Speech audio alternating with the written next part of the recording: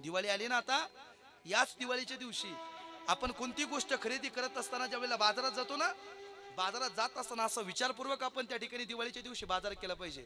काही लोक मोठमोठ्या मॉलमधून घेऊन येतात महाराज, पण अशी कित्येक लोक एका रस्त्याच्या कडेला बसलेली आहेत. ऐका बरं, रस्त्याच्या कडेला बसलेली ज्यावेळेला सामान्य माणूस त्यांच्याकडून काहीतरी खरेदी करतो ना बाबा, त्यावेळेला त्यांच्या घरात ती दिवाळी होऊ शकते, अशी काहींची परिस्थिती आहे, अशी गरीब परिस्थिती आहे. म्हणून भाग्यवान आहे, देवानं आपल्याला देणाऱ्याच्या यादीत बसवलंय, मागणाऱ्याच्या यादीत बसवलं नाही. पण आपण त्या ठिकाणी तो दिवस सांभाळला पाहिजे. आता दिवाळी आली म्हणून वाक्य बोललो. जगाच्या पाठीवर भावा बहिणीचं नातं काय असावं, ज्ञानोबाचं चरित्र वाचा लक्षात येईल. ज्या दिवशी तुमचा आणि माझा जन्म झाला त्याच दिवशी आपलं मरण आपल्या कपाळावर लिहून ठेवलेलं आहे, त्याच्यात बदल नाही. आलो ना जन्माला, मौलिक ज्ञानोबा ज्ञानेश्वरीमध्ये सांगतात, सकाळी उगवलेला सूर्य असं संध्याकाळी मावळणार आहे.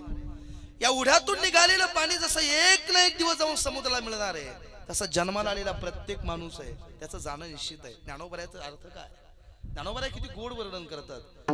उपजे ते नाशे, नाशिले ते पुनरपी दिसे, ए घटिका यंत्र जैसे परिभ्रमेगा. किती वेळा जन्मायावे नित्य भावे भजेता, नित्य भावे भजेता, नित्य भावे भजेता. किती वेळा जन्मायावे नित्य भावे भजेता, नित्य भावे भजेता, नित्य भावे भजेता. किती वेळा जन्मायावे नित्य भावे भजेता, किती वेळा जन्मायावे नित्य भावे भजेता, नित्य भावे भजेता, नित्य भावे भजेता. किती वेळा जन्मायावे नित्य भावे भजेता, नित्य भावे भजेता, नित्य भावे भजेता, नित्य भावे भजेता. महाराज सांगतात, किती वेळा जन्म यावे नित्य व्हावे भजित. माणसाचा जन्म आणि मृत्यू सारखा चालूच आहे असं म्हटलं जातं. काय आजा मेला पंजा मेला, बाप मसना गेला. आजा मेला पंजा मेला, बाप मसना गेला. देखत देखत ना तू तोही तैसा झाला. उठा उठा जागा पाठी, भय आले मोठे. उठा उठा जागा पाठी, भय आले. पंजा मेला बाप मसना गेला. आजोबा गेला हो, मग आता पंजोबाई पण, आणि आता आपलाही नंबर आला. महाराज ज्ञानोबाचा शब्द आहे. काय देहाची आगावा आलिया, जन्म मृत्यूची सोहळिया.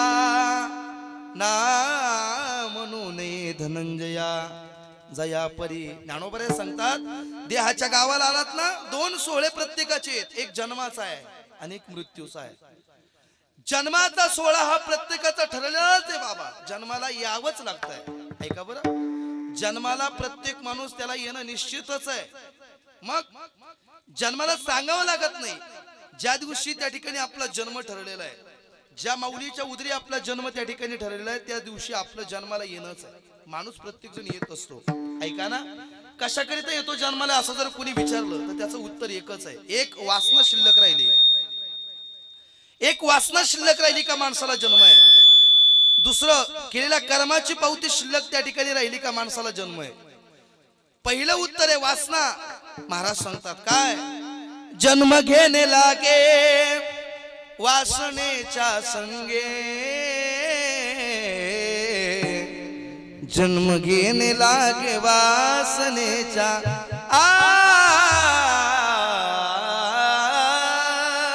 महाराज सांगतात, वासना शिल्लक राहिली त्या ठिकाणी का माणसाला या ठिकाणी जन्माला येणं आहे. महाराज सांगतात, वासना शिल्लक राहिली का माणसाला जन्माला येणं आहे. आणि दोन, केलेल्या कर्माची पावती देण्याकरिता माणसाला जन्म आहे.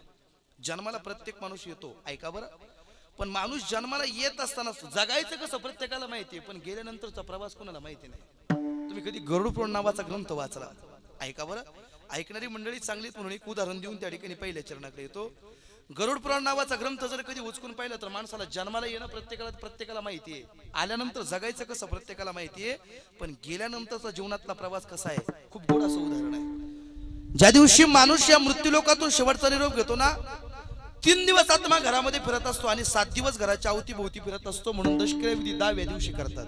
आपल्याकडे कितव्या दिवशी आहे? कितव्या दिवशी दादा? तुम्ही नाराज आहेत का माझ्यावर? पिको कमी करायचा. 10व्या दिवशी, 3ऱ्या 4थ्या 5व्या दिवशी कुणी करीत? चुकूनही नाही करीत का? वा, करतात ना. तुम्ही खरं बोलले, बाकीचे नाही बोलले महाराज. दशक्रिया विधी 10व्या दिवशी असली पाहिजेत, कारण 3 दिवस आत्मा घरामध्ये फिरत असतो आणि 7 दिवस घराच्या अवतीभोवती फिरतो, म्हणून दशक्रिया विधी 10व्या दिवशी. ऐका बरं, दशक्रिया विधी झाल्यानंतर 3 दिवस आणि एक विधी, त्याचं नाव काय? माता माऊली, तुम्हाला माहिती का काय म्हणतात त्याला? त्याला 13वा म्हणतात. त्याला शास्त्रात एक नाव आहे, तलत्रिपण विधी. तो 13व्याचा विधी झाल्यानंतर या मृत्यूलोकातून गेलेल्या आत्म्याचा प्रवास चालू होत असतो. माणूस गेला म्हणजे लगेच संपत नाही. ऐका बरं, माणूस गेला म्हणजे लगेच संपत नाही. 1 वर्ष लागत असतं त्याला यम दरबारामध्ये प्रवेश करण्याकरिता. ऐका, 1 वर्ष लागत असतं त्याला यम दरबारामध्ये प्रवेश करण्याकरिता. म्हणून माणूस गेल्यानंतर या ठिकाणी मृत्यूलोकातून गेला का 1 वर्षापर्यंत त्याची महिन्याची जेवण घातली जातात. आपल्याकडे घालतात का? तुम्ही घातलं होतं का बाबाचं? गाडेकर परिवार घातलं होतं ना? 1 वर्षापर्यंत गेलेल्या माणसाच्या नावानं नैवेद्य दाखवण्याची प्रथा आहे. वर्षापर्यंत नैवेद्य दाखवला जातो. काही लोक 5.5 महिन्यापर्यंत दाखवतात. दादा ऐका बरं, सत्य आहे. गरुड पुराण कधी वाचा म्हणजे लक्षात आहे. काही लोक 5.5 महिन्यापर्यंत दाखवतात, काही वर्षापर्यंत दाखवतात आणि काही दाखवतच नाही. आम्ही एक 4-5 दिवस झाले या फलटणच्या तिथं कार्यक्रमाच्या निमित्तानं होतो. एका सभापतीचं पुण्यस्मरण होतं. 2-3 हजार समाज होता. कीर्तन संपल्यानंतर आम्ही त्या दादाला विचारलं, म्हटलं दादा, तुम्ही एवढा मोठा समाज त्या ठिकाणी आज जमा झालाय, एवढी लोक त्या ठिकाणी दादांवर प्रेम करतात, तुम्ही एवढं पुण्यस्मरण मोठं घातलं, महिन्याची जेवण घातली का? तर त्यांनी माझ्या कानात येऊन सांगितलं, संदीप भाऊ म्हणे, महाराज वडील काय पाहायला येणार आहेत का परत घातलंय का नाही? असे लोक भरपूर आहेत. वाढ वडील गेल्यानंतर त्या ठिकाणी त्यांच्या वर्षापर्यंत त्यांच्या नावानं नैवेद्य दाखवलं पाहिजे. दाखवण्याची प्रथा आहे. प्रत्येक त्या ठिकाणी वर्षाला त्या ठिकाणी पितृपक्ष त्या ठिकाणी जीव घालतात. पितृ आपल्याकडे घालतात का? पितृ जीव घालतात का? का घालायची? प्रत्येक महिन्याला नैवेद्य का दाखवायचा? 1 वर्षापर्यंतचा विधी काय? त्याचं कारण आहे. गरुड पुराणात त्याची उत्तरं लिहिलेली आहेत. गेल्यानंतर उगाचच तो त्या ठिकाणी विधी नाही. 1 वर्षापर्यंत गेलेल्या माणसाच्या नावानं नैवेद्य दाखवलं पाहिजे. काय होईल महाराज त्याला? दाखवलं तर काय होईल आणि नाही दाखवलं तर काय होईल? याचं दोन्हीची उत्तरं दिलेली आहेत. ऐका बरं, वाढ वडील गेल्यानंतर आपल्या त्या ठिकाणी विधीपूर्वक विधी त्यांच्या मुलानं किंवा त्यांच्या मुलीने घरातल्या परिवारानं केला तर आपल्या घराची, कुळाची, परिवाराची भरभराट आहे. त्यासाठी उत्तर काय? त्यासाठी उत्तर आहे काय? तुका म्हणे पितृ आशीर्वाद देते कल्याणाचे पेटया पोळा, कल्याणाचे पेटया पोळा. आशीर्वाद देते कल्याणाचे पेटया पोळा, कल्याणाचे पेटया. तुका म्हणे पितृ आशीर्वाद देते कल्याणाचे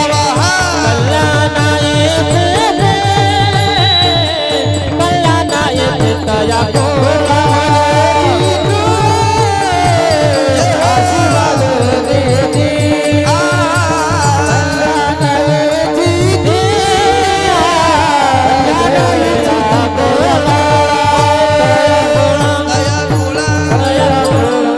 महाराज सांगतात, वाढ वडील निघून गेल्यानंतर 1 वर्षापर्यंत त्यांच्या नावानं नैवेद्य दाखवण्याची प्रथा आहे. काय होईल त्यानं? आपल्या कुळाची, घराची, परिवाराची भरभराट आहे. त्यासाठी तुकोबाऱ्याचं उत्तर आहे.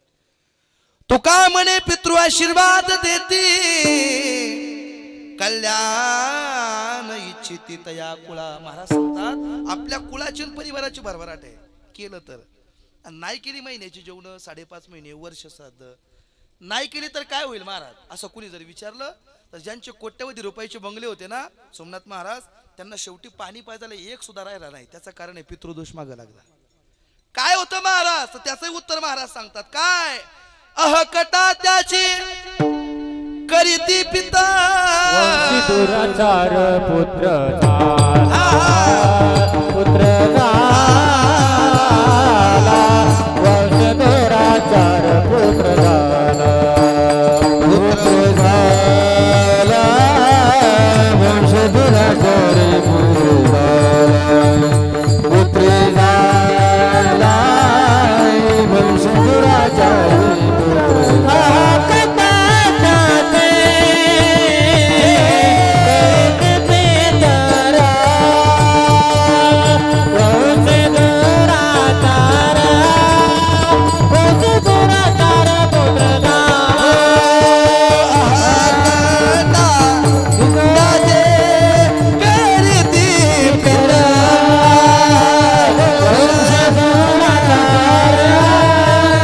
वंशधुराचा रे पुत्र झाला. काय होईल महाराज महिन्याची जेवण नाही घातली तर कटा त्याचे करी ती पितर. महाराज सांगतात त्याचे पितर अतृप्त राहतील. वाढ वडील गेल्यानंतर विधीपूर्वक विधी त्यांचा केला नाही तर ते आत्मा अतृप्त राहून आपल्या घराला कुळाला परिवाराला होणारा त्यापासून होणारा त्रास आहे. घरात पैसा लय पण सुख समाधान नाही. ऐका बरं घरात पैसा लय पण सुख समाधान नाही. वारंवार हानी होतात. हो मग 30-35 वर्ष झालं मुलाची लग्न जमत नाही. घरात दररोज भांडणे आहेत. अशा गोष्टी ज्यांच्या घरात आहे ना त्यांनी कधीतरी माझ्याकडे येऊन भेटा. माझ्याकडे नाही ब्राह्मण देवतेला विचारा. माझ्याकडे नका येऊ. त्या ब्राह्मणाला विचारल्यानंतर त्या ब्राह्मण सांगल तुम्हाला नाशिकला जावं लागल. नारायण नागबळी करावं लागल. तुमच्या मागं पितृदोष आहे त्रिपिंडी दोष आहे किंवा काल सर्पयोगाची शांती करावी लागल. लोकांचा कीर्तन ऐकण्याचा दर्जा बिघडला म्हणून सांगतो. हे प्रामुख्याने या वर्ष श्राद्धाच्या दिवशी सांगितलंच पाहिजे. दशक्रियाविधी असेल तर दशक्रियाचं महत्व सांगितलंच पाहिजे. आज त्या ठिकाणी 13व्याचा असेल तर 13व्याचा विधी सांगितला पाहिजे. आज पुण्यस्मरण आहे. का करायचं पुण्यस्मरण हे तुमच्या समोर ठेवणार आहे. फक्त उंच कान करून ऐका सर्वांनी. महाराज 1 वर्षापर्यंत त्यांच्या नावानं नैवेद्य दाखवला पाहिजे. ती ब्राह्मण देवता सांगत असे तुम्हाला नाशिकला जावं लागेल. नारायण नागबळी करावं लागेल. तुमच्या मागं पितृदोष आहे त्रिपिंडी दोष आहे किंवा काल सर्पयोगाची शांती करावी लागेल. महाराज अशा गोष्टी त्या ठिकाणी प्रामुख्याने सांगितल्या जातात. त्याचं मागचं कारण आहे वाढ वडील गेल्यानंतर विधीपूर्वक विधी त्यांच्या मुलानं केला नाही आणि परिवारानं केलाच पाहिजे. त्यांच्या मुलानं ज्ञानोबर आहे ज्ञानेश्वरी त्याचं वर्णन करा.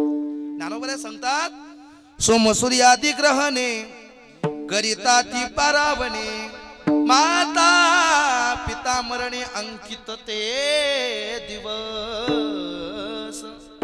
माता पिता गेल्यानंतर त्यांच्या पश्चात त्यांच्या मुलानं आणि त्यांच्या मुलीनं गेल्यानंतर ते दिवस पूर्ण करणं हे त्यांच्या मुलाचं मुलीचं काम आहे.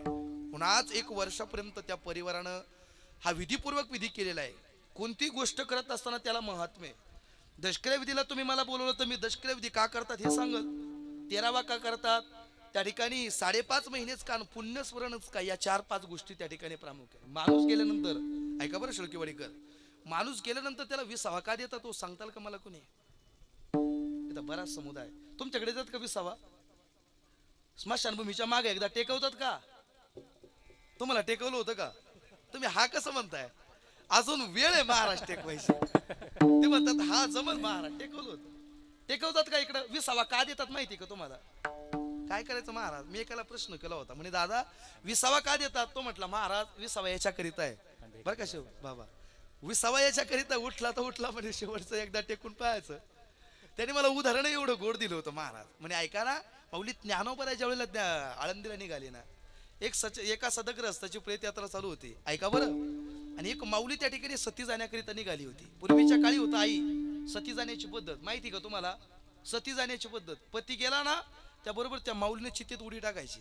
आता जर ते चालू असतं तर तुम्ही गेले असत्या का. नाही म्हणताय तुम्ही. वा तुम्ही पाहून घ्या बरं. आता जर ती प्रथा चालू असती तर आता गेल्या असत्या का माऊल्या. हो आता नसतं कोणी गेलं. सती जाण्याची पद्धत होती पूर्वीच्या काळी. ती माऊली सती जाण्याकरिता निघाली होती. ज्ञानोबराया निवृत्ती दादा सोपानाला पाहिलं आणि त्या माऊलीनं ज्ञानोबरायाकडे पाहिलं दर्शनाकरिता पळत निघाली. दर्शनाकरिता खाली वाकल्याबरोबर माऊली ज्ञानोबरायाच्या मुखातून वाक्य निघालं काय सौभाग्यवती भव. मुखातून वाक्य बाहेर पडता क्षणी त्या माऊलीनं प्रत्युत्तर केलं म्हणे बाबा तुम्ही सौभाग्यवती भव असं म्हटलंय पण हा आशीर्वाद या जन्माचा का पुढच्या जन्माचा आहे. म्हणे का ही चाललेली जी प्रेत यात्रा आहे ना ती माझ्या पतीची आहे आणि तुम्ही म्हणता सौभाग्यवती भव असं कसं शक्य आहे. संत होते महाराज. ज्ञानोबा रायासारखे संत जगाच्या पाठीवर उभे. काय केलं ज्ञानोबा रायानं. चाललेली जी प्रेत यात्रा होती ती थांबवली महाराज.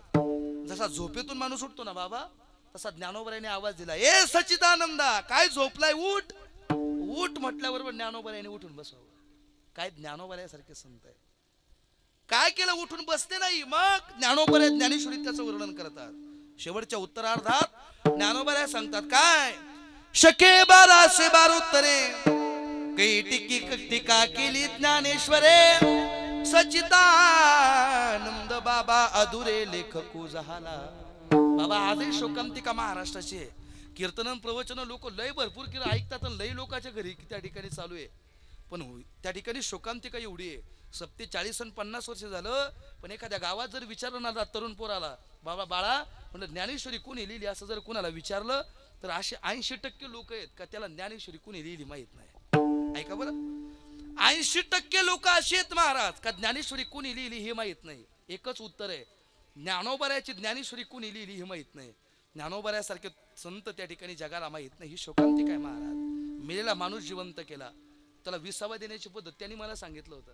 तसं काही नाही बरं. म्हणे महाराज त्याला उठवलं, ज्ञानेश्वरी सारखा ग्रंथ लिहून घेतला. काय ज्ञानोबऱ्यासारखे संत आहे.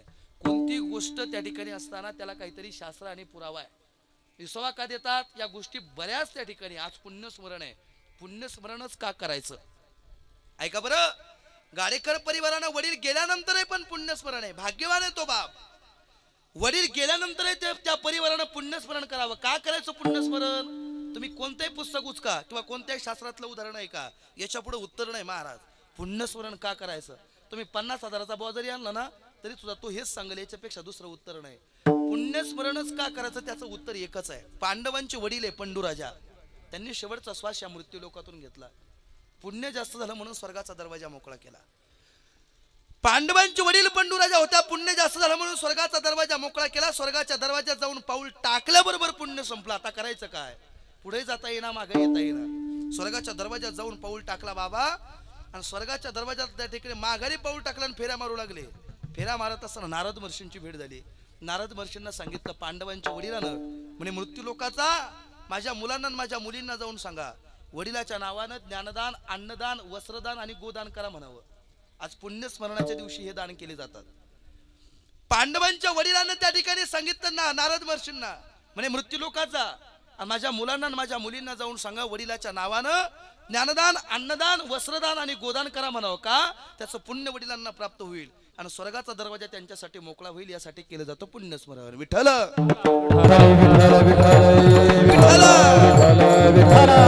पुंडलिक वरदान ज्ञानदेव हरिनाथ माऊली ज्ञानेश्वर जगद्गुरु तुकाराम महाराज की जय. पुण्यस्मरणच का करायचं त्याचं उत्तर त्या ठिकाणी सांगितलं. आज पुण्यस्मरण आहे, प्रथम पुण्यस्मरण आहे. पुण्यस्मरण का करायचं किंवा का कसं केलं जातं त्याचं उत्तर आहे. पुण्यस्मरण नाही मोठ्या पद्धतीत करता आलं त्यांच्या मुलांना आणि त्यांच्या मुलींना, तर शास्त्राने 2 उत्तर दिलेली आहेत महाराज. एक, त्यांच्या मुलानं त्रिवेणी संगमावर जावं, पूर्व दिशेला तोंड करावं, हातामध्ये पाणी घेऊन गेलेल्या माणसाच्या नावानं पाणी सोडावं, तरी तो आत्मा अतृप्त राहणार नाही. एक नाही ते जमलं तर त्यांच्या पश्चात त्यांच्या मुलानं आणि मुलीनं घराच्या पूर्व दिशेला तोंड करून भाताचा पिंड करून गेलेल्या माणसाच्या नावानं नैवेद्य दाखवावा, त्याच्यावर पाणी सोडावं, तरी तो आत्मा अतृप्त राहणार नाही. 2 हे शास्त्राने 2 उत्तरं दिलेली आहेत. पण वर्षापर्यंत त्यांच्या नावानं त्यांच्या मुलानं किंवा त्यांच्या मुलीनं मायबापाची प्रॉपर्टी खात असेल तर त्यांच्या पश्चात त्यांच्या मुलानं, वाक्य ऐकतात ना, मायबापाची प्रॉपर्टी जर खात असेल तर त्यांच्या पश्चात त्यांच्या मुलानं त्यांच्या मुलीनं हे विधीपूर्वक विधी केलेच पाहिजे. महाराज लोक करतात यात काय नवल आहे. आता 17-18 दिवस झाले या आपल्या जवळ नगर जवळची घटना आहे. 2 मुलं होती महाराज, बरं का बाबा, 2 मुलं होती. त्या ठिकाणी मोठ्या मुलाने लहान मुलाला विचारलंच नाही वडिलाचं पुण्यस्मरण करायचं. माझं कीर्तन होतं, सगळी मुलं वगैरे सर्व होते. कार्यक्रमाच्या निमित्तानं गेलो, प्रथम पुण्यस्मरण झालं. 2 दिवसांनी भाऊ परत त्या दुसऱ्या भावाचा फोन आला, म्हणे महाराज वडिलाचं पुण्यस्मरण करायचं. म्हटलं कुठे महाराज, तुम्ही ज्यांचं केलं ना खरंय, म्हणे ज्यांचं केलं ना त्यांचंच परत का मला करायचं. म्हणे का, आणि तुम्हीच पाहिजे. म्हटलं मी नाही येणार बाबा, तुम्ही तुमचं कुणी का, तुम्हाला जेव्हा लागेल. म्हणे महाराज वडिलाचं पुण्यस्मरण आहे. त्यांनी मला विचारलं नाही ना, त्याच्यापेक्षा मोठा थाटाच त्या ठिकाणी कार्यक्रम. म्हणून तुम्ही तुमचा दुसरा कोणताही बापा मला नका सांगू. आता कलियुगात आहे. वाडवडील गेल्यानंतर त्यांच्या पश्चात त्यांच्या मुलानं किंवा त्यांच्या मुलीनं 1 वर्षापर्यंत विधी आहे, हा विधीपूर्वक विधी करावा. माणूस म्हणून या मृत्यू लोकात का जन्माला आलो त्याचं उत्तर आहे. गरुड पुराण कधी वाचा. तुम्हाला काय झालं, कीर्तन उगा आपल्या गाण्यावर टाइमपासवर ऐकायची सवय लागली, ह्यामुळे हे ऐकणं थोडं कठीण आहे, पण ते सांगतो आपल्या गरजेचं आहे. ऐका. 1 वर्ष माणूस म्हणून का जन्माला आलो.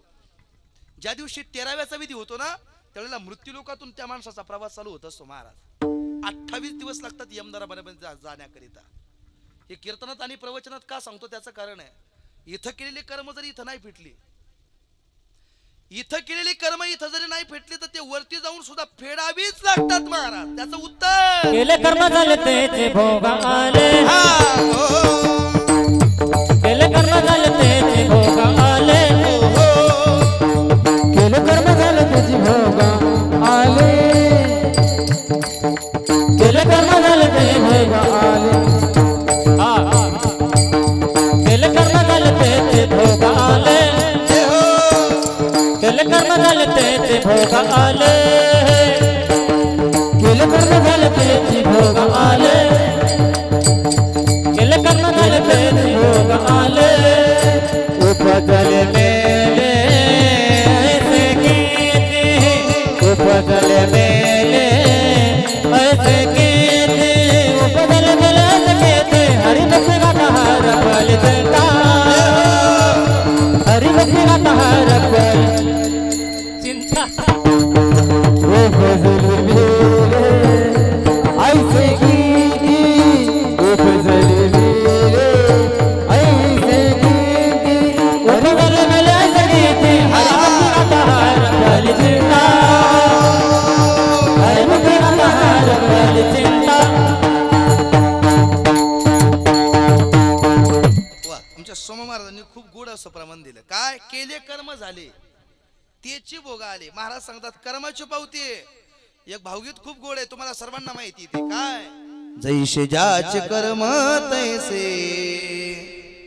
फळ देतो रेश्वर, जगी जीवनाचे सार घ्यावे जाणून सत्वर, जगी जीवनाचे सार घ्यावे जाणून सत्वर, जैसे ज्याचे कर्म तैसे फळ देतो रेश्वर. कर्माची भोगते. प्रत्येकाला कर्म भोगावंच लागतं महाराज. इथं नाही ना, वरती गेल्यानंतर काय मारिती झोडीती तोडीती निष्ठूर, यमाचे किंकर बहुसाल. म्हणून कर्म चांगलं केलं पाहिजे माणसानं. ऐका बरं, प्रत्येक माणूस जन्माला आला ना, किती पैसे कमवले हे शेवटी हिशोब नाही, पण किती चांगलं कर्म केलं याचा हिशोब प्रत्येकाला द्यावाच लागतो. म्हणून ही जुनी फेट्यावाली माणसं सांगायची, देवाचं खाऊ नका, भावाचं खाऊ नका, आणि तिसरं गाव तुम्हाला बरंच माहिती बरं. वा, देवाचं खाऊ नका म्हणे महाराज, गावाचं खाऊ नका आणि भावा. काही लोक मंदिरातले बल्ब चुरून नेतात. काय मिळतं तुम्हाला? इकडे नाही ना तसं कोणी. वा, इकडे चांगली माणसं दादा जातात ना, टाळी वाजा एकदा मंडळी करतात जोरदार. वा बाबा, आम्ही तिकडे आमच्या तिकडे एका कीर्तनाच्या निमित्ताने गेलो होतो. नागापूर गावाचं नाव हे सांगतो, ते काय लाजायचं काय त्याच्यात, एवढं खरं आहे.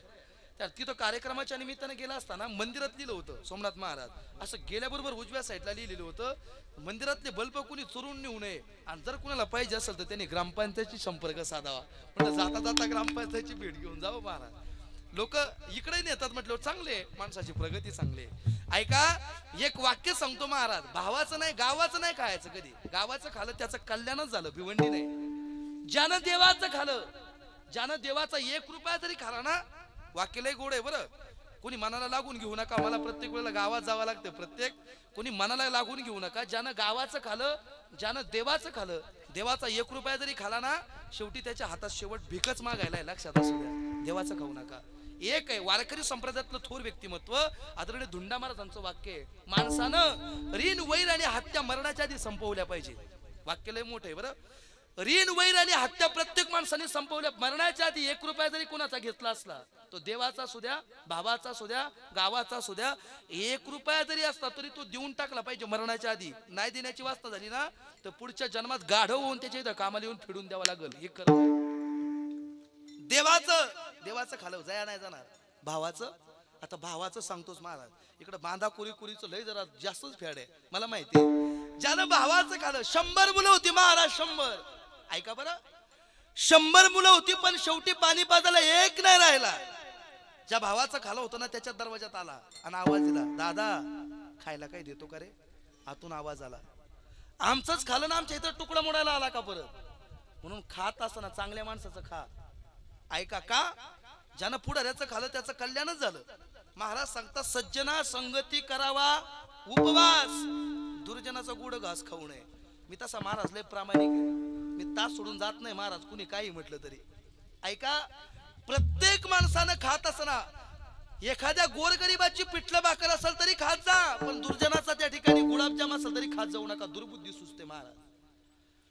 भावाचं खालं होतं, शेवटी भावाच्या इथं आला, जेवायला बसला बर का महाराज, आणि भीमानं आवाज दिला, ए आंधळा, तुझी 100 मुलं मी माझ्या हाताने मारलेत आणि आमच्या घरातच तुकडं मोडायला आला का परत?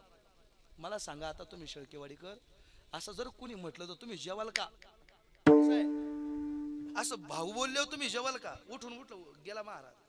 एक दिवस झालं, 2 दिवस झालं, 3 तसंच. हो मग परत 4थ्या दिवशी जेवायला बसताना भीम आला. ए आंधळ्या, तुझी 100 मुलं मी माझ्या हाताने मारलेत आणि आमच्या घरात अन्न खात नाही म्हणे. मग तुझ्या पोराचं मांस खातोय तो. कानावरती शब्द ऐकला, धर्मानं आवाज दिला. काय झालं, लय नाराज आहे. मला भीम जेवायच्या टायमाला येतो, नाही नाही ते बोलतो. आवाज दिला, ए भीमा. धर्मराजाने आवाज दिला, म्हणे भीमा, अरे जेवताना कोणी बोलतंय का रे? तुला भीमानं सांगितलं आता जेवताना नाही बोलणार, मग जेवायच्या आधी बोलतो म्हणे. कर्म आहे, कर्म फेडावं लागतं महाराज. जेवताना नाही, जेवायच्या आधी. जेवायला निघाला का भीम बोलायचा, ए आंधळ्या, तुझी 100 मुलं मी माझ्या हाताने मारलेत. आमच्या घरात तो अन्न खात नाही, तुझ्या पोराचं मांस खातो. कानावरती शब्द ऐकून हात धुतला. स्वतःच्या पत्नीला हाताला धरलं, अरण्यात निघून गेला. अरण्याला आग लावून दिली. शेवटी जळून मरावं लागलं. त्याचं कारण आहे कर्म. हे फेडावंच लागतं महाराज. कर्माची पावती. कित्येक उदाहरणं कर्माची. आज प्रभू रामचंद्र वनवासाला निघाले. हो मग चित्रकूट पर्वतावरती असताना भरताना प्रभू रामचंद्रांना प्रश्न केला, दादा मी जातो वनवासाला. हो मग प्रभू रामचंद्राने दिलेलं उत्तर आहे, भरता आई वडिलांनी केलेलं कर्म त्याच्यामध्ये त्यांची मुलं वाटेकरी होऊ शकत नाही, आणि मुलानं केलेलं कर्म त्याच्यामध्ये त्यांचे आई वडील वाटेकरी होऊ शकत नाही. ज्या हाताने कर्म कराल ना, तुम्ही जे कर्म केलंय ना, ते तुमची मुलं वाटेकरी होऊ शकत नाही. पण आपण जीवन जगत असताना असं जीवन जगलं पाहिजे. प्रत्येक माणसाला सांगणं आहे, आपण जीवन जगत असताना आपण असं जीवन जगलं पाहिजे का आपल्या मुलांना सांगत असताना दुसऱ्या माणसाकडे बोट करून सांगायची गरज पडली नाही पाहिजे. असं जीवन जग. आपण आपल्याकडेच बोट केलं पाहिजे. पोरा, जसं मी आयुष्यभर जीवन जगलो ना, एवढं सतमार्गाने जीवन जगलो ना, तसं तुझं तुझ्याही जीवनाचं कल्याणच आहे असं प्रत्येक बापानं सांगितलं पाहिजे. कारण घरातला बाप लय महत्वाचा आहे. 1-2 गोष्टी वारकरी संप्रदायातलं थोर व्यक्तिमत्व आदरणीय बंडातात्या कडकरांचं आहे. तुम्ही ऐकले असेल, नाही मला माहित नाही, पण त्यांचं नाव लय मोठं आहे. वारकरी संप्रदायातलं थोर व्यक्तिमत्व आदरणीय बंडातात्या कडकरांचं वाक्य म्हणे, कोणालाच नका घाबरू, पण 2 गोष्टीला माणसानं घाबरलं पाहिजे, एक पापाला आणि एक बापाला. म्हणे का? जो पापाला घाबरला त्याचा परमार्थ चांगला आहे, आणि जो पोरगा ज्याच्या बापाला घाबरला त्याचा संसार चांगला आहे. असे कित्येक उदाहरण आहे. जे पोरं बापाला घाबरली ना, त्यांचा संसार कधीही चांगलाच आहे. जीवन जगत असताना त्या ठिकाणी माणसाचं सतकार्यानं आणि चांगल्या मार्गाने जीवनातला प्रवास असावा. का? 13व्या दिवशी निघालेला आत्मा 28 दिवस लागतात यम दरबारात पोहोचण्याकरिता. या शब्दावर मी आलो होतो, परत त्या शब्दावर आलो. 13व्या दिवशी निघालेला आत्मा 28 दिवस लागतात यम दरबारामध्ये पोहोचण्याकरिता. इथं जशा पाण्याने भरलेल्या नदी आहेत ना, तशी वर गेल्यानंतर एक मलमूत्राने भरलेली नदी, तिचं नाव वैतरण आहे. तुम्ही म्हणाल, महाराज तुम्ही एवढं सगळं सांगता, तुम्ही वरून पाहून आलेत का? पाहून नाही आलो, मी जाऊन आलोय. ऐका, तुम्ही गरुड पुराण नावाचा ग्रंथ कधी उचकून पहा. माणूस गेल्यानंतरच्या माणसाच्या जीवनातला बाबांचाही प्रवास तसाच आहे. तुम्ही बसलेत ना, तुमचाही तसाच आहे, माझाही तसाच आहे. 13व्या दिवशी निघालेला आत्मा 28 दिवस लागतात यम दरबारामध्ये पोहोचण्याकरिता. ती वैतरणा नावाची नदी पार करण्याकरिता 59 दिवस लागतात. 13, 28 आणि 59 100 होतात. मोजून पहा. 100 दिवस पूर्ण झाले का गेलेला आत्मा यम दरबाराच्या पहिल्या पायरीवर पाऊल टेकवतो. बाबा तिथं पहिल्या पायरीवर पाऊल टेकवल्याबरोबर तिथं एक वकील आहे, त्याचं नाव सांगता येईल का तुम्हाला? शेळकेवाडीकर, तुम्ही कीर्तन ऐकलीच नाही का आतापर्यंत? वाह, एकदा टाळी वाजवा बाबांकरिता. लय थोडी मोजकी माणसं आहे महाराज ज्यांनी चांगलं कीर्तन ऐकलेलं आहे. त्याचं नाव चित्रगुप्त. तिथं वकील आहे. ऐका बरं, मी चांगला माणूस, ज्या माणसाला माहिती त्यालाच विचारतो मी, दुसरं कोणाला कशाला विचारू? त्यांच्या डोक्यावरून गेलं, बाकीचं कशाला ते बोलत बसायचं. बाबा इथे वकील आहेत, पण इथं बंडल दिल्याशिवाय काम पुढे जात नाही. तसा एक वकील आहे वरती. ऐका, इथं कुणी असेल तर क्षमस्व बरं, त्याचं नाव घेत नाही मी, पण वरती एक वकील आहे, त्याचं नाव चित्रगुप्त आहे. जन्माला आल्यापासून तर मरेपर्यंत काय केलं? शेळकेवाडी जन्माला घातलं होतं. किती लोकांचे बांध कोरले तिथं लिहून ठेवलेले आहे. बांध कोरणारे ऐका, किती लोकांचे लग्न मोडले आहेत का इथं लग्न मोडणारे? सांगू का नाव? सांगू? तुम्ही म्हणा सांगा, मी खातो त्यांचा मार. वा, तुम्ही म्हणता सांगा महाराज सांगा. आहे तिथं लग्न मोडणारे, पण ज्याचं लग्न, ज्यानं लग्न मोडलं तिथं वरती लिहिलेलं आहे. त्याचं ज्यानं बांध कोरले त्याचं लिहिलेलं आहे. 265 दिवस लागतात फाईल तपासायला. पहिले 100 आणि हे 265. वर्षाचे 365 दिवस पूर्ण झाले पहा. आणि 365 दिवस पूर्ण झाले ना, त्या आत्म्याचं जर पुण्य जास्त झालं असेल तर त्याला स्वर्गाचा दरवाजा आहे. त्या आत्म्याचं पाप जास्त झालं असेल तर त्याला नरकाचा दरवाजा आहे. आणि त्या आत्म्याचं पाप आणि पुण्य समान झालं तर माणूस म्हणून मृत्यू लोकात जन्म आहे. त्यासाठी उत्तर, पाप पुण्य समान समी त्याची पावी जल कर्म. महाराज सांगतात, पुण्य जास्त करता येईल स्वर्गाला जाता येईल, पाप जास्त करता येईल नरकाला जाता येईल. बाबा पण पाप आणि पुण्य समान नाही करता येणार. ते चाललं तरी पुण्य घडतंय आणि चाललं तरी पाप घडतंय. ते तुमचं आणि माझं पाप पुण्य समान झालं म्हणून माणूस म्हणून मृत्यू लोकात जन्माला आलो. आता आलोय पण परत येऊ म्हणून सांगता येतंय? आयुष्याच्या चित्रपटाला वन्स मोर नाही. वाक्य लय महत्वाचं आहे. आयुष्याच्या चित्रपटाला वन्स मोर नाही. हव्या हव्याशा वाटणाऱ्या क्षणाला जीवनात डाउनलोड करता येत नाही. नको नकोशा वाटणाऱ्या क्षणाला जीवनातून डिलीट सुद्धा करता येत नाही. का तर दररोज तोच लागणारा रियालिटी शो हा नाही. म्हणून आताचा क्षण आपला आहे, इथून पुढचा क्षण आपला नाही. आहे तोपर्यंत असं जीवन जगा का गेल्यानंतरही पण म्हटलं पाहिजे उत्तमची ओरे कीर्ती मागे वा वा. कीर्ती मागे उत्तमची ओरे कीर्ती मागे कीर्ती मागे ताली, ताली. उत्तमची ओरे कीर्ती मागे कीर्ती मागे उत्तमची ओरे कीर्ती तुका म्हणे का मरणे तुसारे तुका म्हणे का मरणे तुसारे उत्तमाचे उरे कीर्तिमान मागे उत्तमाचे उरे कीर्तिमागे तुका म्हणे का मरणे तुसारे तुका म्हणे का मरणे तुसारे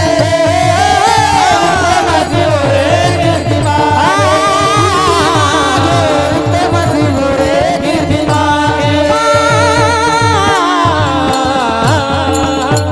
माणूस किती दिवस जगला याच्यापेक्षा कसा जगला याला किंमत आहे. वाजवा एकदा टाळी जोरदार. अगदी गोड प्रमाण दिलं.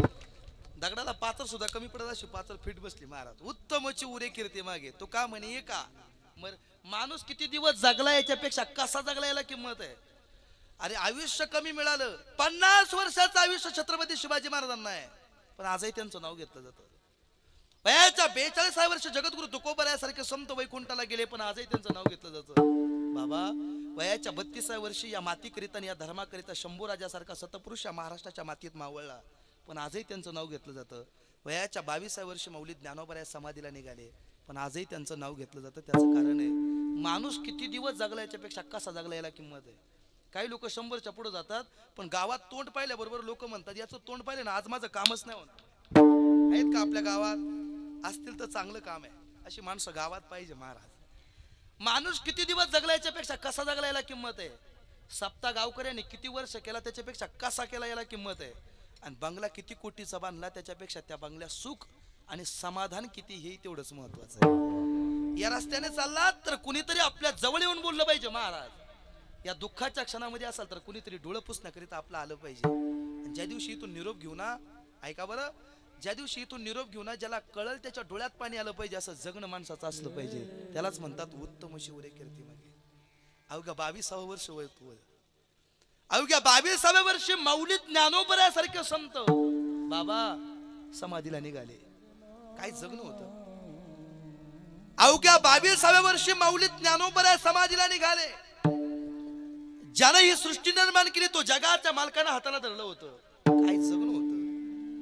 देव निवृत्तीयाने धरिले दोनिक जातो ज्ञानेश्वर बैसावया.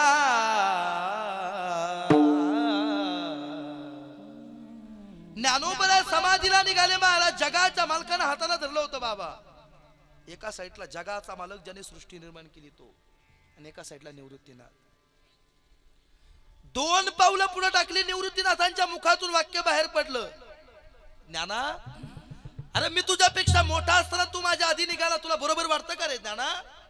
निवृत्तीनाथ रडत होते बाबा ज्ञानोबराया समाधीला जात असताना. भाग्यवान आहे तुम्ही, आम्ही निवृत्तीनाथांच्या जवळ जन्माला आलो.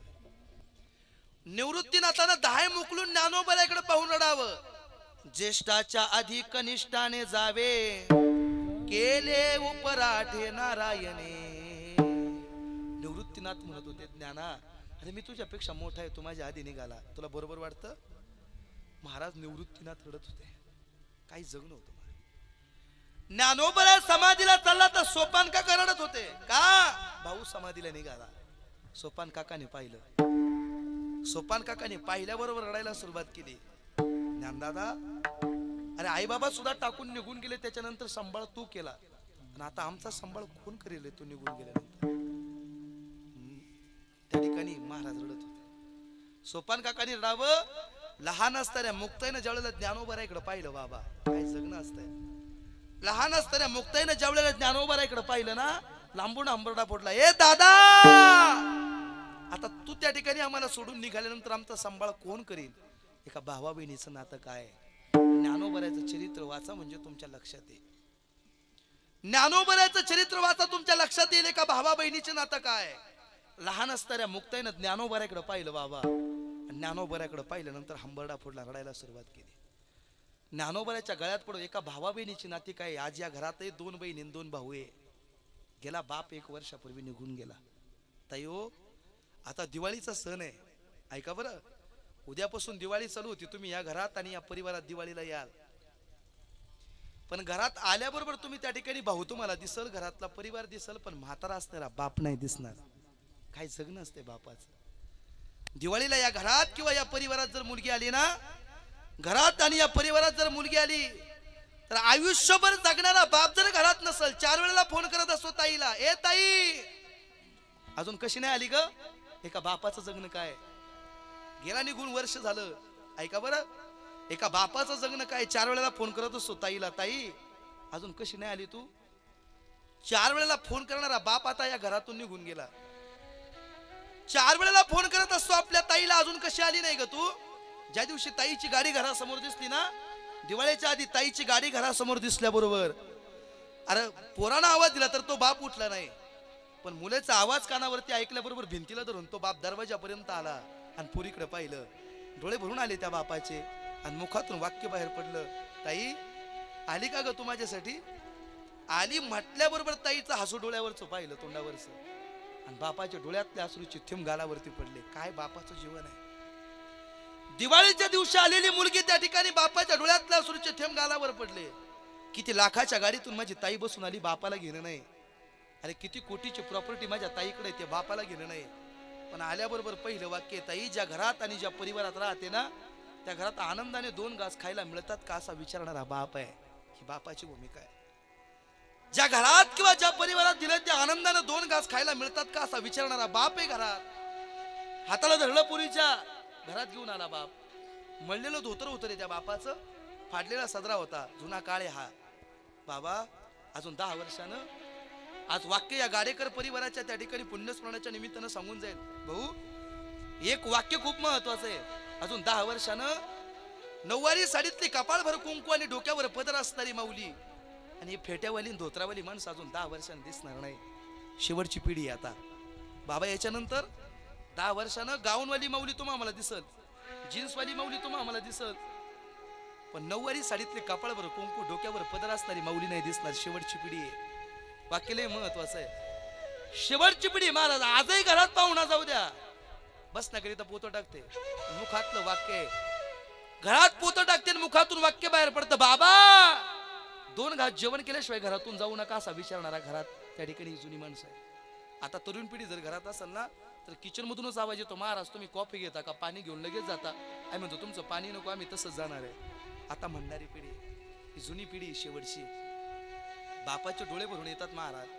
दिवाळीच्या दिवशी 4 दिवस आलेली माझी ताई आनंदाने संसार करतो. तो आनंदाने संसार करणारा बाप जाऊन साडी घेऊन येतो ताई करिता आणि आनंदाने आपला संसार त्या ठिकाणी दिवाळी साजरी करत असतो तो बाप. काय बापाचं जगणं आहे महाराज. 4 दिवस दिवाळीचे साजरे झाले आणि मुलीच्या मुखातून वाक्य बाहेर पडतं, बाबा आता मला गेलं पाहिजे. बरं बाबा आता मला गेलं पाहिजे. ताईच्या मुखातलं वाक्य. बापाचे डोळे भरून येतात. रस्त्याकडे पाहणारा बाप आपल्या पुरीच्या हाताला धरतो, एसटी स्टँड वरती घेऊन जातो. बाबा कोणासमोरही न रडणारा बाप मुलीच्या त्या ठिकाणी जाता वेळी बापाच्या डोळ्यात पाणी येतं. ताई आता कधी येशील ग असा विचारणारा बाप घरातून निघून गेला. कधी येशील असा शब्द कानावरती पडला आणि त्याच वेळेला त्या ठिकाणी मुलीनं प्रत्युत्तर केलं, बाबा येईल ना मी. येईल म्हटल्याबरोबर एसटी आली आणि 100 रुपयाची नोट आपल्या पुरीच्या हातावरती बापानं टेकवली आणि मुलीनं प्रत्युत्तर केलं, बाबा कशाला देताय 100 रुपये, तुम्हाला त्या ठिकाणी कामाला येईल ना. तर बापाच्या मुखातलं वाक्य, ताई माझ्या 100 रुपयाची तू चिंता करू नको. जोपर्यंत बाप करत होता ना तोपर्यंत तुझ्यासाठी 5 सोडून 10,000ची साडी घेतली, पण आता थकलाय बाप. तुझ्यासाठी 5,000ची साडी घेऊ शकत नाही, पण जर वर्षभर कुणी भेटायला आलं ना 5-5, 10-10 रुपये करून असे 100 रुपये करून ठेवलेत. नाही म्हणू नको, 100 रुपयाच्या तुझ्या हाताला बांगड्या भर त्या ठिकाणी आणि बाकीच्या पैशाचं त्या ठिकाणी तुझ्या पोराला खायला घेऊन जा असा म्हणणारा बाप आहे. त्या बापाचं लेकीचं नातं ज्या दिवशी दिवाळी येईल ना त्या दिवशी कळल दादा. आजच्या घरात आणि या परिवारात मुली येतील म्हणून एक वाक्य आहे, घरातला बाप निघून गेला ना दादा, वाक्य लय महत्वाचं आहे. घरातला बाप निघून गेला तर ताई बापा एवढा प्रेम करणारा घरात भाऊ आहे, आणि घरातली आई निघून गेली ना आई एवढं प्रेम करणाऱ्या घरातल्या त्या ठिकाणी बहिणी आहे. घरातला बाप निघून गेला तर बापा एवढा प्रेम करणारा घरात भाऊ आहे. ते नातं आयुष्यासाठी जपा. एकदा आयुष्यातलं नातं तुटलं ना जगाच्या पाठीवर परत कुणी नाही विचारणार. ते नातं आयुष्याने जपलं पाहिजे. दिवाळी आता आलेली, या दिवाळीच्या दिवशी त्या ठिकाणी आपल्या बहिणीला आपल्या भावाला आज 30-40% लोक अशी आहेत. आजही कीर्तनात जर पाहिलं तर काही लोक महाराज हसत असतात पण त्यांची बहीण त्यांच्या भावात दरवाजात येत नाही, हे मोठं दुःख आहे ना. एका प्रॉपर्टीसाठी त्या पैशासाठी अशी कित्येक 30-40% लोक आहेत का बहिणीच्या दरवाजात येत नाही महाराज. भाऊ बहिणीच्या दरवाजातून बहीण भावाच्या दरवाजात येत नाही. विनंती माझी, दिवाळी साजरी करत असताना आनंदाने आपली बहीण आपल्या दरवाजात आली पाहिजे आणि त्या भावानं आपल्या बहिणीचा सन्मान त्या ठिकाणी केला पाहिजे. प्रॉपर्टी, पैसा आणि सत्ता जाग्यावर राहील पण भावा बहिणीचं नातंही पण त्या ठिकाणी आयुष्यात परत नाही मिळणार गेल्यानंतर. ते नातं टिकवलं पाहिजे. दिवाळी आली ना आता, याच दिवाळीच्या दिवशी आपण कोणती गोष्ट खरेदी करत असताना ज्या वेळेला बाजारात जातो ना, बाजारात जात असताना असं विचारपूर्वक आपण त्या ठिकाणी दिवाळीच्या दिवशी बाजार केला पाहिजे. काही लोक मोठमोठ्या मॉलमधून घेऊन येतात महाराज, पण अशी कित्येक लोक एका रस्त्याच्या कडेला बसलेली आहेत. ऐका बरं, रस्त्याच्या कडेला बसलेली ज्या वेळेला सामान्य माणूस त्यांच्याकडून काहीतरी खरेदी करतो ना बाबा, त्यावेळेला त्यांच्या घरात ती दिवाळी होऊ शकते अशी काहींची परिस्थिती आहे. अशी गरीब परिस्थिती आहे. म्हणून भाग्यवान आहे, देवानं आपल्याला देणाऱ्याच्या यादीत बसवलंय, मागणाऱ्याच्या यादीत बसवलं नाही. पण आपण त्या ठिकाणी तो दिवस सांभाळला पाहिजे. आता दिवाळी आली म्हणून वाक्य बोललो. जगाच्या पाठीवर भावा बहिणीचं नातं काय असावं, ज्ञानोबाचं चरित्र वाचा लक्षात येईल. लहान असताना मुक्ताईनं ज्ञानोबाकडे पाहिलं आणि हंबरडा फोडला. एक वाक्य शेवटचं माझं, ज्ञानोबाकरिता निवृत्तीनाथ रडत होते, त्याचं कारण आहे भाऊ समाधीला चाललाय. ज्ञानोबाकरिता सोपान काका रडत होते, त्याचं कारण भाऊ समाधीला चाललाय. पण ज्ञानोबाकरिता ज्यावेळेला लहान असताना मुक्ताई रडत होती ना, का तर भाऊ समाधीला चाललाय. ज्ञानोबराय समाधीला जात असताना ज्यानं ही सृष्टी निर्माण केली तो जगाचा मालक रडत होता बाबा. जगाचा मालक रडताना पाहिला आणि रुक्मिणी मातेनं समोरून पाहिल्याबरोबर मुखातून वाक्य बाहेर पडलं, का हो सोपाना रडतो याचं कारण भाऊ समाधीला चाललाय. लहान असताना मुक्ताई रडते याचं कारण भाऊ समाधीला चालला, तुम्ही का रडता असा प्रश्न मुखातून बाहेर पडला. त्याला जगाच्या मालकाने दिलेलं उत्तर आहे, देव म्हणती रुक्मिणी हा एकच योगी देखील नाही, याच्यानंतर ज्ञानासारखा जगाच्या पाठीवर होणार नाही. पण 2 पावलं पुढे टाकली आणि रुक्मिणी माते रडायला लागली. तर जगाच्या मालकानं प्रश्न केला, रुक्मिणी आता तू का रडते असा प्रश्न केल्याबरोबर रुक्मिणी मातेने दिलेलं उत्तर आहे, ऐका ना, अवघ्या 22व्या वर्षी या ज्ञानाकरिता जर जगाचा मालक रडत असेल, हाच एवढा भाग्यवान आहे, तर याला जन्माला घालणारे मायबाप किती भाग्यवान असतील. धन्य धन्य जयाच्या कुशी ज्ञानदेव जन्मले. महाराज असं ज्ञानोबराच्या आईवडिलांना भाग्यता दिलेली आहे, तसं आज या परिवारात या मुलानं पुण्य स्मरण केलंय. त्यांचा बाप कसा होता असं जर कोणी विचारलं त्याचं उत्तर अभंगाच्या पहिल्या चरणात. जगी ऐसा बाप भावा, जगी ऐसा बाप भावा, जगी ऐसा बाप भावा, जगी ऐसा बाप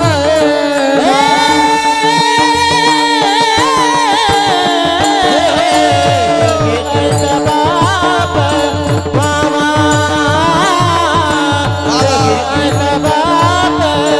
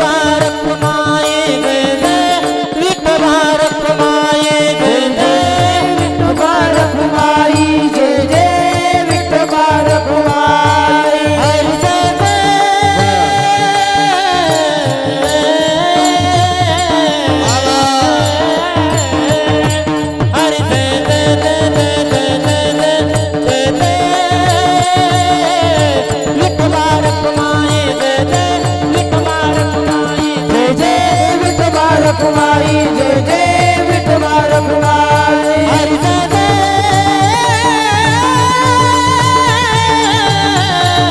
जय जय जय जय जय जय जय जय विठोबा रखुमाई जय जय विठोबा रखुमाई जय जय विठोबा रखुमाई जय जय विठोबा रखुमाई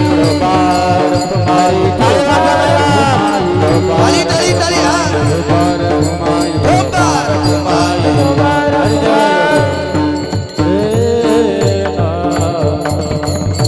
अभंगाच्या पहिल्या चरणामध्ये तुकोबाऱ्या सांगतात जगी ऐसा बाप व्हावा कसा जसे जगद्गुरु तुकोबाऱ्याची वाडवडिलाची परंपरा होती माझ्या वडिलाची मेरा सिगा देवा काय तुकोबाऱ्याचं जीवन होतं महाराज ऐका ना या जगाकरिता आणि या परिवाराकरिता समर्पण जसं बापाचं आहे तर जगाच्या पाठीवर जगद्गुरु तुकोबाऱ्यांनी ज्ञानोबाऱ्याची भूमिका या अभंगात मांडलेली आहे काय तुकोबाऱ्या कोण आहे तुकोबाऱ्या असं जर कोणी विचारलं तर त्याचं उत्तर एकच आहे जगाच्या पाठीवर तुकोबाऱ्यासारखे संत या जगाच्या पाठीवर परत तुम्हाला त्या ठिकाणी दिसणार नाही काय केलं त्यांनी या जगाच्या कल्याणाक म्हणून म्हटलेलं आहे तुकोबाची अमृतबाणी काय समर्पण आहे तुकोबाऱ्याचं या अभंगातून तुकोबाऱ्या सांगत असताना खूप पुढं वर्णन आहे तुकोबाची अमृतबाणी देवाजीच्या पडता कानी तुकोबाची अमृतबाणी देवाजीच्या पडता कानी दगडाच्या टाळा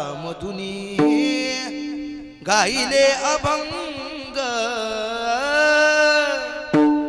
दगडाच्या टाळा मधुनी गाईले अभंग काय तुकोबाऱ्याची योग्यता आहे महाराज ज्या मरणाला जेव्हा किंवा ज्या काळाला तुम्ही आम्ही घाबरतो ना त्या काळाच्या डोक्यावर पाय ठेवून महाराजांनी म्हणावं का जगा काय काय आम्ही माता देला पाय आम्ही माता देला पाय आम्ही माता देला पाय जगा काय आम्ही माता देला पाय माता देला पाय आम्ही माता देला पाय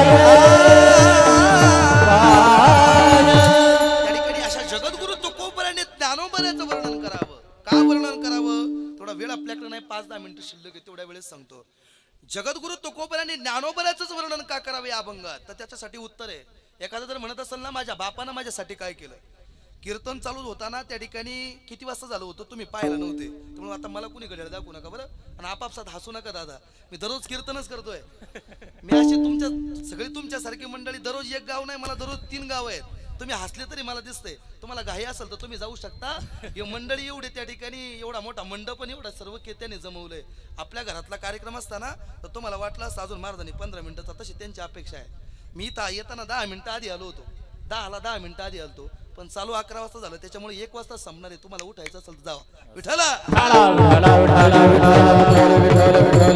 मला कीर्तन नाही म्हणून मला इथं बोलवलं असा काय भाग नाही त्यातलं दररोज आहे महाराज आम्ही ज्ञानोबा तुकोबाऱ्याची पाईक आहे आणि आम्ही संताचं सांगतो म्हणून आम्हाला कमी नाही जे लोक गाणी म्हणतात त्यांचा आज गावभर बाजार आहेत पण एक वेळ असा येणार आहे का जे संताची उदाहरणं सांगतील ना जे संताचं आणि देवाचं सांगतील त्यांचाच काळ चांगला येणार आहे असे सांगणारे भरपूर आहेत गावगाव मी काही टाइमपास आणि गप्पा नाही सांगत संताचं सांगतोय प्रत्येक शब्दाला पुरावा आहे मंडळी सांगतील महाराज पण वाक्य ऐका आज अभंग जगद्गुरु तुकोबाऱ्याचा आहे ज्ञानोबाऱ्याचा आई वडील का त्या ठिकाणी अभंगातून ज्ञानोबाऱ्याच्या आई वडिलाचं वर्णन आहे एखादा जर म्हणत असेल ना माझ्या बापानं माझ्यासाठी काय केलं त्यासाठी उत्तर आहे ऐका उंच कान करून एखादा म्हणत असेल माझ्या बापानं माझ्यासाठी काय केलं तर त्यासाठी उत्तर जगद्गुरु तुकोबाऱ्याच्या अभंगातून देतात माझ्या मुलानं माझ्यासाठी काय केलं यासाठी उत्तर आहे आळंदीवरून पैठणला आला तो बाप ऐका सर्वांना ज्ञात आहे आळंदीवरून पैठणला तो बाप आला आणि त्या बापानं त्या ठिकाणी धर्मपंडितांच्या समोर उभं राहावं मुखातून वाक्य वापरावं माझी मुलं समाजात यावी त्या ठिकाणी याच्याकरिता काय करावं लागल माझ्या मुलांचं बहुजीवंदन व्हावं याच्याकरिता काय करावं लागल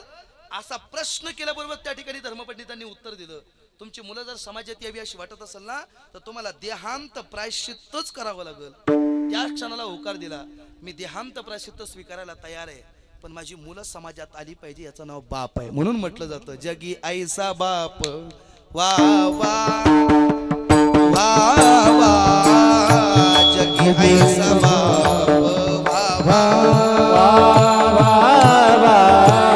जगी ऐसा बाप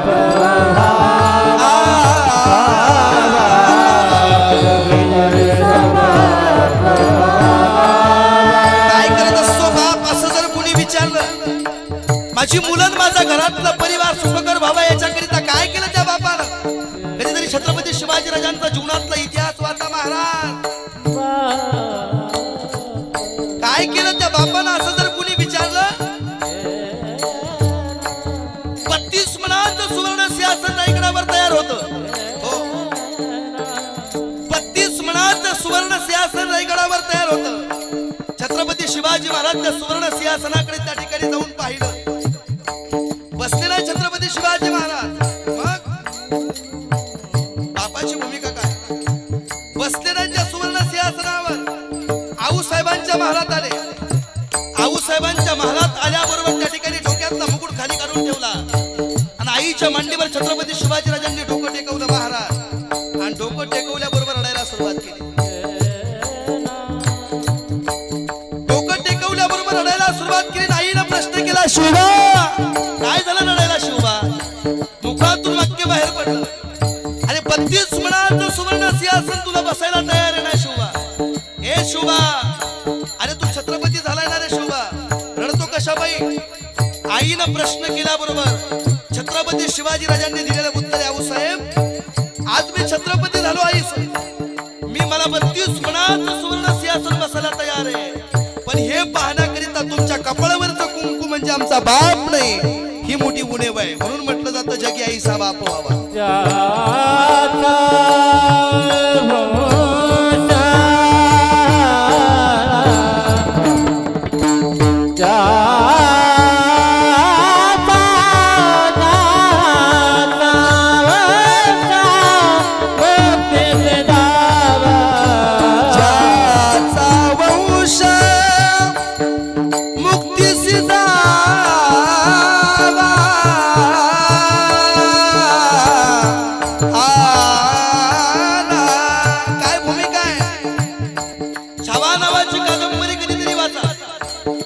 शंभू राजाला लोकांनी पकडलं, हाल हाल करून मारत असताना अंगाची कातडी सोडून काढली बाबा, पायाची नख तोडून काढली. पण या धर्माकरिता आणि या महाराष्ट्राच्या मातीकरिता धर्म नाही बदलला.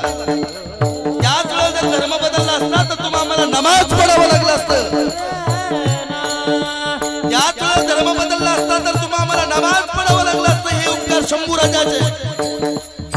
कवी कलाशाने प्रश्न केला, शंभू राजा का बदलत नाही बाबा? तू धर्म का बदलत नाही? असा मुखातून लोक एवढे हाल हाल करून मारतात ना. शंभू राजाच्या मुखातलं वाक्य आज लोक मला हाल हाल करून मारतात, पण या क्षणाला माझा बाप जर जिवंत असता तर मला सोडवण्याकरिता आलाच असता. ही भूमिका बापाची. म्हणून म्हटलं जातं काय, त्या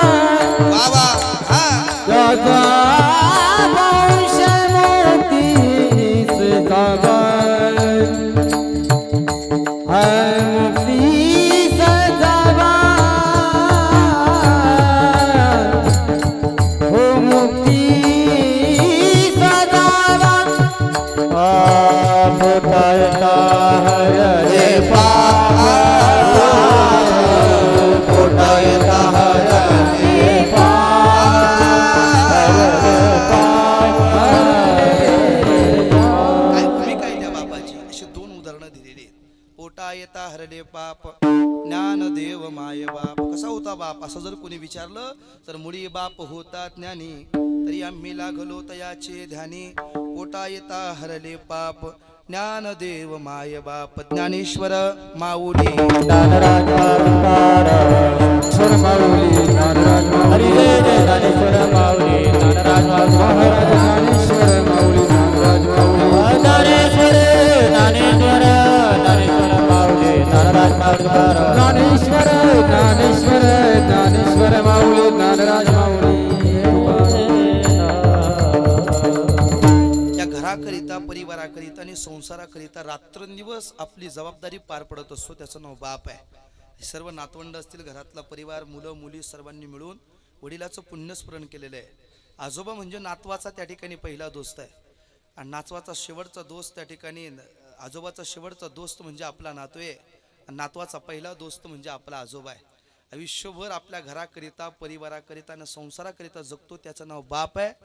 वयाचे 70 75 80 90 वर्षापर्यंत आपलं घर प्रपंच आणि संसार सांभाळला.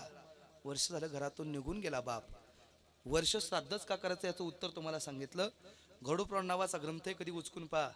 आयुष्यात जीवन जगत असताना बापाची भूमिका काय.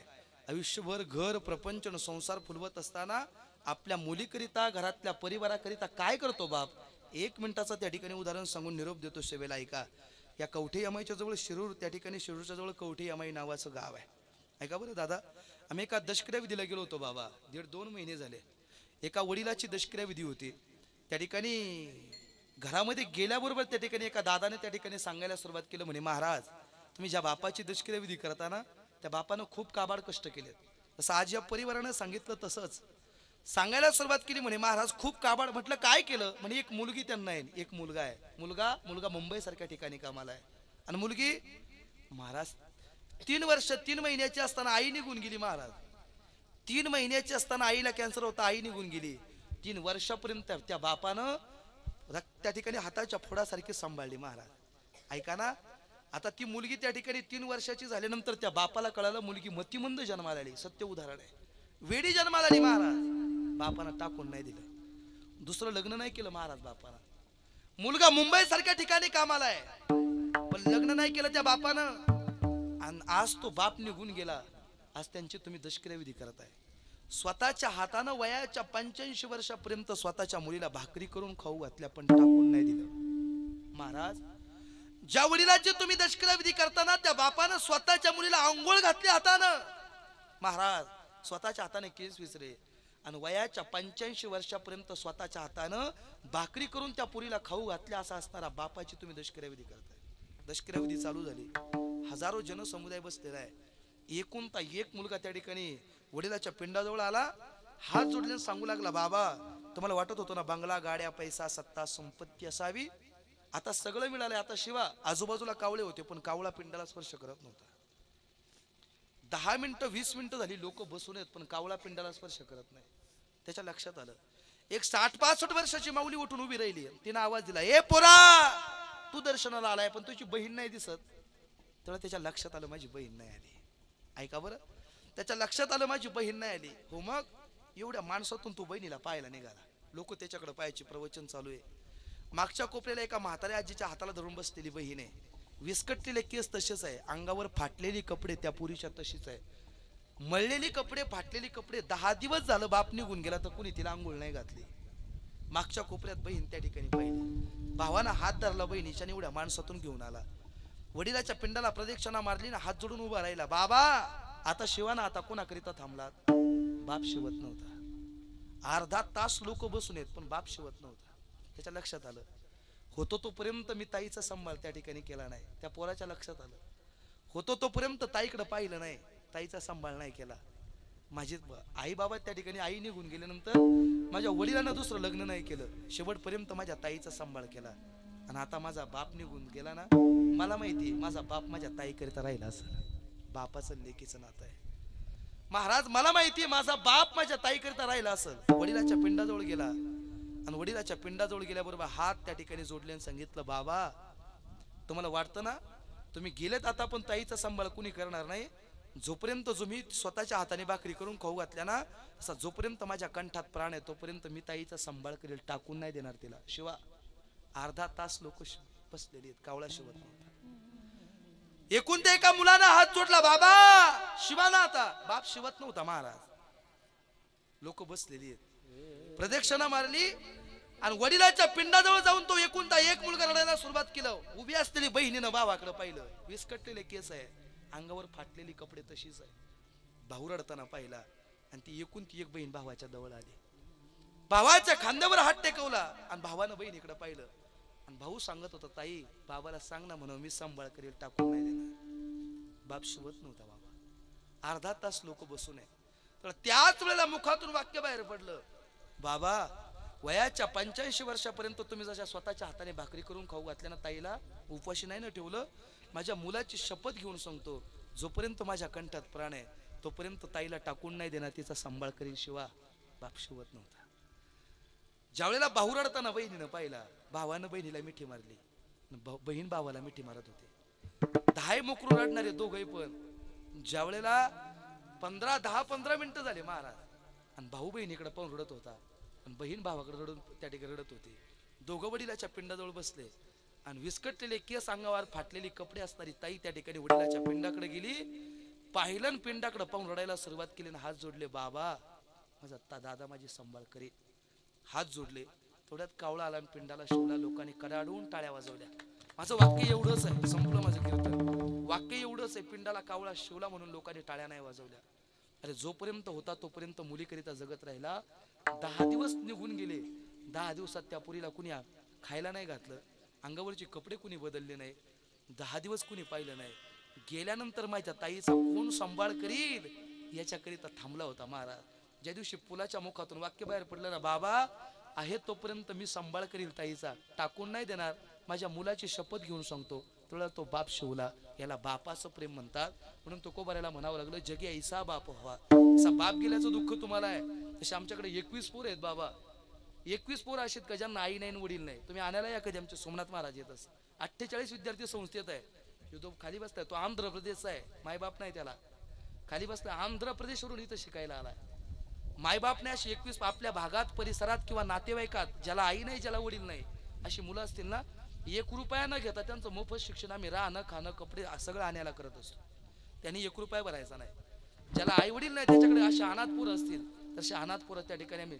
त्याच्यानंतर हा एक पोरगा, हा खडकी पिंपळगाव, याला आई वडील नाही अशी मुलं त्या ठिकाणी. का तर त्याचं कारण एकच आहे भाऊ, या नगरच्या खाली कापूरवाडी गाव आहे. 13 किलोमीटर अंतरावर कापडवाडी गाव आहे. तिथला एक तुकाराम नावाचा पोरगा गेल्या वर्षी संस्थेत आणून घातला आणि आता सगळी पोरं दिवाळीला गेलेत. एवढी 7-8-10 राहिले. ज्याला आई वडील नाही ते संस्थेवरच राहतात. 3 दिवसापूर्वीची घटना आहे. ज्यावेळेला तो तुकाराम नावाचा पोरगा आहे संस्थेवर येतो, 3रीलाच आहे. ज्यावेळेला संस्थेवर आला, शेवटचा शब्द संपला कीर्तन आहे का, आता 3 दिवसापूर्वीची घटना आहे. या मंचाजवळ लांडेवाडी गावाचं नाव आहे. त्या लांडेवाडीचा एक मुलगा संस्थेत आहे. तिची आई आली आणि ती सांगत होती, पोरा तुझ्या पप्पाने लय चांगले कपडे घेतलेत, आपल्या दिवाळीला जायचंय. ती तिच्या मुलाला म्हणत असताना ना, तुला हा 3रीचा तुकाराम त्या आईकडे पाहायचा, पेटीकडे पाहायचा, बॅगीकडे पाहायचा. का, माझी आई माझे बाबा जिवंत असते ना, मला सुद्धा कपडे न्यायला आले असते, मला सुद्धा दिवाळीला घेऊन गेले असते. आणि त्याला परवा दिवशी मी विचारलं, तुकाराम अरे सगळे गेले दिवाळीला, तुला नाही जायचं का? खेळत असताना तुकाराम रडत जवळ आला आणि रडत रडत त्याने उत्तर दिलं, म्हणे बाबा काल तो सोम गेला ना, त्याची आई त्याला जायच्या वेळी म्हणतोय तुझ्या पप्पाने चांगले कपडे घेतलेत, माझ्या आईने माझे बाबा देवा घरी गेलेत, आता मी कुणाला कपडे घ्यायला सांगू. हे मायबाप नसणाऱ्यांचं जीवन आहे. अशा अनाथ मुलं आपल्या भागात परिसरात नातेवाईकात असतील, नक्की आमच्याशी संपर्क करा. आमचे सोमनाथजी महाराज आमच्याकडे भरपूर वेळा, आमचे गुरुबंधू दररोज आमचा संपर्क आहे. त्यांच्या निमित्तानं सेवेचा त्या ठिकाणी योग. अनाथ पोराची संस्था आपल्या तिकडे आणायला जवळ चालू आहे. आपल्या भागात परिसरात असतील तर नक्की भेट द्यायला या. धाब्यावर आपण 5 आणि 10 रुपये खर्च करतो. आपल्या आईचा बहिणीचा भावाचा वाढदिवस तिथं साजरा करा. संस्थेच्या गुरुकुलाचं काम चालू आहे. नक्कीच संस्थेला भेट द्या. काहीतरी मदत तुमच्याकडूनही त्या ठिकाणी होईल हीच अपेक्षा करतो. ज्या गाडेकर परिवाराच्या दुःखामध्ये सहभागी होण्याकरिता सर्व मंडळी उपस्थित आहे. सर्वजण आज त्या ठिकाणी वेळ होऊन नाही गेली, तुम्ही लेट आले तरी तुम्ही बसून राहिलेत, हे माझे उपकार नाही तुमचे उपकार आहेत. म्हणून तुमच्या सर्वांच्या चरणाला मस्तक टेकवतो. आदरणीय आमचे सोमनाथ महाराजांनी मला फोन केला, त्यांच्यानंतर आमचे संदीप दादा असतील, आमचे त्या ठिकाणी बंधुराज पखवाज वाजवण्याकरिता अगदी गोड आहे, त्यांनाही धन्यवाद. आदरणीय आमचे गायनवाले ते मंडळी सर्व गोड आहे. शूटिंगवाले दादा असतील ज्यांची गोड साऊंड सिस्टीम आहे, मला वाटलं आता जुळतच नाही काय पण जुळलं, त्यांनाही धन्यवाद. सर्वांच्या वतीनं त्या ठिकाणी आमच्या बाबांना शेवटची श्रद्धांजली समर्पित करतो आणि याच ठिकाणी सेवेला पूर्णविराम. विठ्ठल जय जय विठ्ठल, विठ्ठल जय जय विठ्ठल. हा बोलिलेले देवा कोड